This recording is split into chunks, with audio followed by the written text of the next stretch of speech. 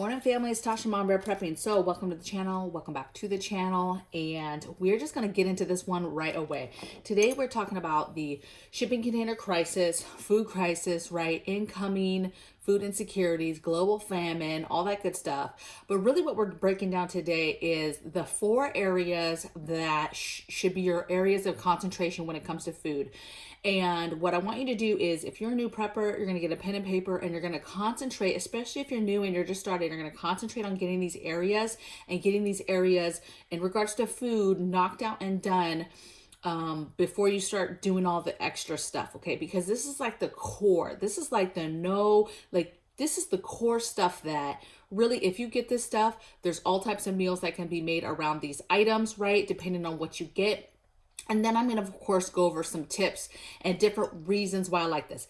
Now, you guys, today we're not going to get into the why behind the container shipping crisis. There's a lot of reasons. There's a lot of stuff to unpack there and get behind. I've been having these conversations with my counterparts for weeks and weeks and months, right? But today I really want to get you the information on food. Now, if you're seasoned and you think, hey, I've pretty much got my food, what I want you to do is think about these things I'm going to talk about today, but think about how much of it do you have? Do you have enough for your size of family for a year? And then work on that goal, okay? All right, so let's get into it. So my 4 must-have survival foods to get right now, these aren't going to just be 4 foods, right? It's going to be areas, okay? So my first one is grains, okay? First area is grains, and I think that this is important because it has the basics, it has the staples that a lot of preppers and a lot of my community talk about, and that's because they are protein driven and they're super important, okay? So one is rice, okay? White rice, get that. You have beans. Of course, you're going to get beans that you and your family will eat. If you and your family do not eat beans, don't get beans, okay? But beans, figure out too what kind of beans. There's all different types of varieties, and oftentimes my family members, they really like a particular bean, okay? So stack that bean, but beans. Next one is corn. So corn has fat content in it too, which is very, very good. And when we say corn, we're talking about feed, okay? Corn feed. We're talking about kernels feed, okay?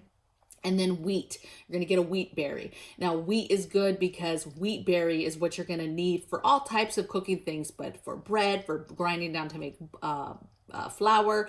The corn, the reason why you get the feed kind too is because it stores forever in that way. And then, of course, you can grind it down to make different things like tortillas or different corn items that you want to make, okay, out of your menu.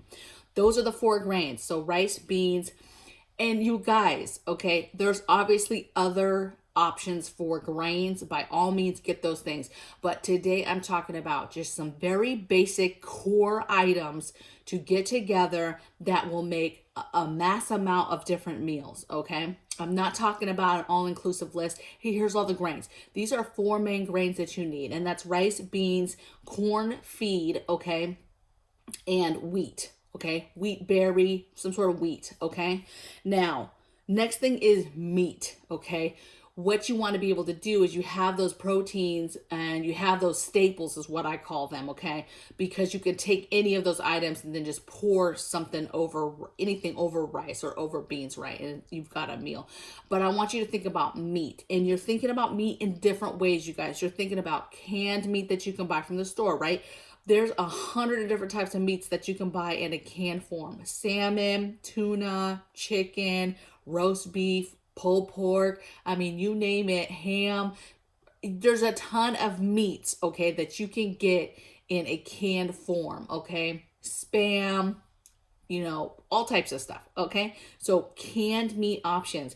When you're thinking about that, you're thinking about you should be pressure canning meats like crazy right now, okay? You should be pressure canning in general, but you should be pressure canning meats to get those perishable meats, okay, that could perish, right? If there was no power or whatever. to run your freezers or your fridge, and get those pressurized cans so that they are shelf stable and on your shelves now and will last years and years. You've got to do that, okay? Another way you get meat on your shelves is different sauces with meat. So spaghetti sauces that have meat in them, other sauces that have meat in them. Chilies, okay, because they have the beans and the meat already. You can get it without the beans as well. Soups with meat, okay? So any kind of soup that you and your family eat is good, okay? And then other things like raviolis, right? Chicken and dumplings, other big can type meals, okay, that kiddos love that have meat options in them. Get those, okay? And that's how you get your meat. Also, a tip is, okay, so when people are pressure canning, a lot of people, the pressure can like ground hamburger or ground sausage, and they'll talk about the consistency of it coming out, feeling a little bit like cat foodish type stuff. So, I can a lot of that stuff, but I too do not like the consistency of that. So I plan to use those jars later to add to dog food or cat food or something like that, okay? My go-to nows for pressurized canning foods or meats particularly is all the different ways of chicken on the bone, chicken off the bone, all the different parts of the chicken. I'm a big fan because I know the consistency and how good it is when it comes out of the jar to add to beans and rice, and that is cubed pork or cubed beef. Those cook beautifully in a jar and are super delicious over beans or rice, and they're super tender. They're just absolutely delicious, okay? So cubed pork or cubed beef are like my favorites for canning. And then of course you've got ham, you've got all different types of meat that you can can up, okay? That's my second area, guys. The third area is vegetables. Okay, how do you get vegetables? Obviously, your canned options. Be going to the store now and getting flats of vegetables right now. You can get them at Walmart and different places for 50 cents a can. Pick up a flat, $6. Get those and you can just stack them up, okay? You've got to get your variety of vegetables on your shelf, okay? Again, super easy to add to a pot. You have some rice that's cooked. You heat up that meat, whatever it is you're going to do. You can throw veggies in there, heat it up all together, and then pour that over the rice. All types of meals that you can do. Other ways of vegetables, right? You can dehydrate and keep the dehydrated in jars, either in whole dehydration form, or maybe you've grinded them down in a powder to make sure that you can get those in your meals and soups. You have fermented kinds, you have pressure canned kinds, right? You've gotten them from your garden and a pressurized canned them or water bathed them, and then you have fresh from your garden. Anything that you're growing that you're able to cut and eat from on a daily basis to add to that meal is fantastic, okay? That was my number 3. Number 4 area is my catch-all, you guys. It's extras. But these are my extras that I think are necessary to bring those other 3 things together, right? They're the cooking type, familiar type things that will help you bring these meals together, okay? And or help you bring together a bread product, okay? Or a tortilla, some sort of bread product that you can then eat with that soup or that concoction that you put together, okay? That meal. It's another piece, okay? A filling piece. So, and some extras that I call fillers, but they weren't under grains, right? Okay, so that's pastas and potatoes. Again, those are 2 big fillers for me, okay? And then I have oats, flour, sugar, yeast, salt, oil, seasoning, and powdered milk, okay? Those to me are my must-have. Is there other stuff that you could get? Yes. Is there other stuff that could make your life a little bit easier on some of your cooking meals? Yes. But remember, you guys, the idea is to have the food, okay? People are going to die because of food insecurities when we go to a point where there is no more food and things are getting crazy, right? And you want to have a minimal, it's just like having the thought process of having a self-sufficient life. You want to have a minimal life. You want to have a minimal pantry. You don't need, our ancestors didn't have a pantry full of all this fancy extra stuff for food. Yes, if you have time to get that stuff and can get the extra stuff, absolutely get your favorite this or that, or you have this to put in there to just make it, sing a little bit. That's fine. But what I'm saying is a lot of people need help on what to prioritize and what to get right now today. And there is a ton of meals that can be made right here from these basics. For meat, for example, you're out getting the meat that you and your family eat. I'm not telling you what type of meat to get. I am telling you, though, to get shelf-stable meats in your pantry, okay? Or can them, start canning themselves. So now let's get into the tips and why I love these foods. One reason why I love these foods, you guys, is for pets and babies. This is your basic foods that could totally be used, grinded down, whatever, cooked down, and easily made into a dog food, cat food, baby food, toddler food, whatever, okay? So I like these foods, okay?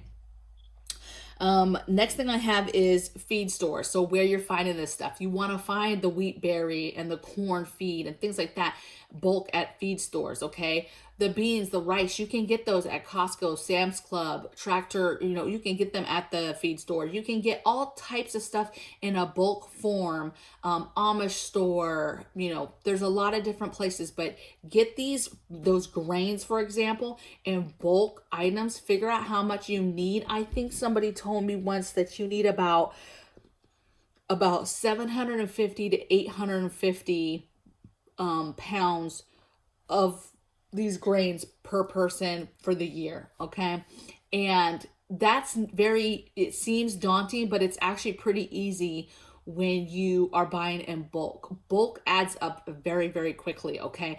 And what you're going to want to do with the beans, the grains, my favorite way to keep grains is just to ensure that I'm getting food grade buckets. I'm throwing them right in there. I'm maybe throwing in some basil leaves. You can Mylar bag. I have a bunch of stuff when I was doing Mylar bags like crazy that you can put in the Mylar bag and close it up with oxygen absorbers as well. You could do that if you want to do that too.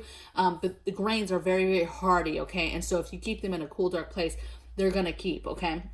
The most important part is keeping the critters away from them is your battle that you're going to have to do. Another thing is, or tip or thing to get is grinders. So you need to be thinking about investing in a grinder. They have electronic grinders and they have handheld grinders. You need to be getting both, but grinders so that you can grind down that corn to make cornmeal if you need that. You can grind down the wheat berries to make flour if you need that, okay? So be thinking about a grinder, because if you're getting these grains and you're getting them in a whole capacity, you're going to need a way to grind them down. So a grinder is a must-have emergency prep that you must have.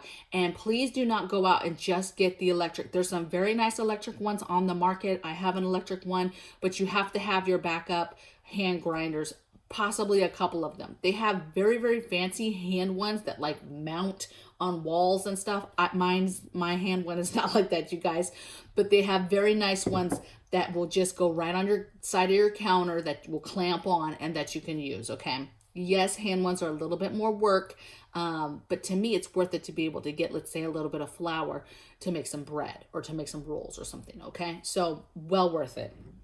And then the next thing I have is, if you have not invested now in your pressure canning items, you need to do that, okay? Because that is the way of the future. You've got to have a way to preserve your food. I cannot stress this enough.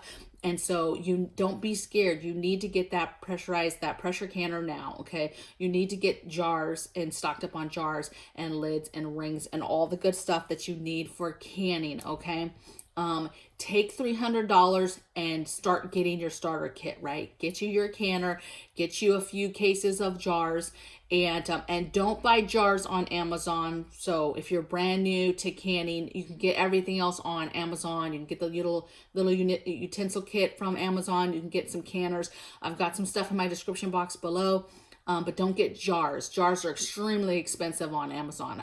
It's easiest, if you can find them, just go to your Walmart, go to your local grocery stores, go to your local A stores, your Tractor Supply store, go to those different places to get your jars, okay? Do not get those on Amazon, you guys. They're absolutely ridiculous. But if you do not have your pressure canner items, you need to get on that. If you're one that's just, I'm just water bathed right now, that's what I'm comfortable with, you need the pressure canner so you can start canning meats, okay? Now, I hope that you guys enjoyed this. I hope it wasn't too much. I hope that these are the basics. Like, I did the video on the 50 grid down foods, and I was like, at the end of that, like, this is all I need in life. But to be honest, there's very little that you have to have in order to make good, delicious meals for your family. You do not need 1,000 different foods to do that. You really do not. You need basic foods, simple foods. Try to get your different, food pyramid foods in there. And foods like this, and if you're having a variety of canned stuff and fresh stuff, if you still can, and then you're implementing your vitamins, you're going to be okay. But you've got to have a starting point. And these are the minimal foods that would be fantastic. If this is all I had, there's a lot that can be made with this food right here. All right. I'd love to hear your comments below, what you guys think of this list of these 4 areas. Is there an area that you're like, yo, I can't believe you forgot this area. You absolutely need this. And I'll see you guys in the next video. Take care. Bye.